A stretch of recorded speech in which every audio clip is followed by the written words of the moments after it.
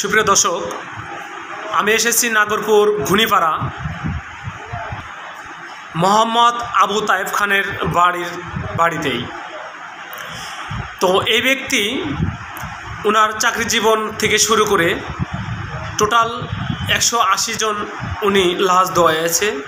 ওনার তথ্য বিবরণ আমরা একটু জানবো। জি, আপনি বলুন আপনার নাম পরিচয় দিয়ে।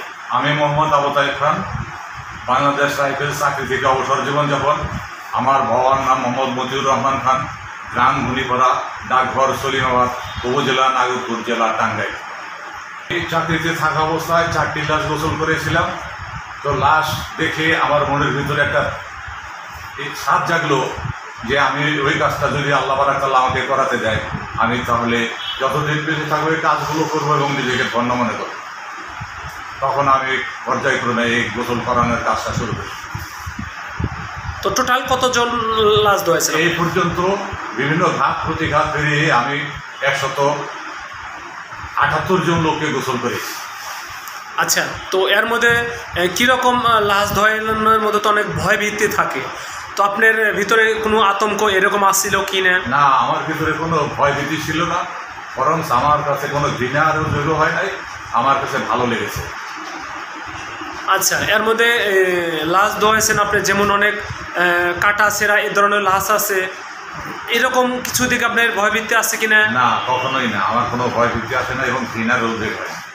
আর আপনারা লাশ ধোয়াছেন কয়জন লোকে আপনারা? আমরা লাশ ধোয়াইছি, কোনো সময় 3 জন থাকে, আবার 4 জনও লাগে, আবার 5 জনও লাগে, এটা পরিস্থিতি বুঝে। আচ্ছা, লাশ ধোয়ানোর নিয়মটা আমাকে বলবেন প্লিজ। লাশ ধোয়ানোর নিয়ম, মোর্দাকে ঘর থেকে বের করে তারপরে গোসলের খাটে শোয়ে তার প্রথমে তার গায়ের কাপড় চোপড় যেটা অপ্রয়োজনীয় সেটা খুলে ফেলে গরম পানি নিম পাতা দিয়ে করা হয়, বড়ে পাতা দিয়ে, তারপরে সাবান গুলানো হয়, তারপরে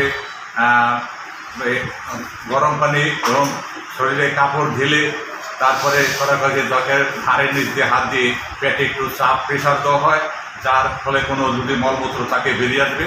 তারপরে তাকে সাবান দিয়ে দ্রুত করে উজু করাতে হয় প্রথমের পর্যায়ে, তারপরে আবার পানি ঢেলে সাবান দিয়ে পচলাইয়ে পানি ঢেলে আর একটা উঁচু দিয়ে শেষ পর্যন্ত পানি ঢেলে সম্পূর্ণরূপে পানি ঢেলে উজু করে তারপরে গোসল শেষ করানো হয়। পরে শুকনো কাপড় দিয়ে শরীরটাকে মুছে ফেলা হয়, খাটে কাফিন বিছিয়ে তারপরে মুর্দাকে ওখানে নিয়ে, পুরুষ হলে 3টি কাপড় আর মহিলা হলে 4টি কাপড় ব্যবহার করা হয়। পুরুষের জন্যে মহিলাদের কোনো প্রয়োজন মনে হয় না, তাদের জন্য মহিলা গোসল করানোর ব্যবস্থা আছে। বলতে চাই যে আমার একটা ছেলে একটা মেয়েকে বিবাহ দেওয়া হয়েছে, ছেলেকে বিবাহ করানো হয়েছে। তারা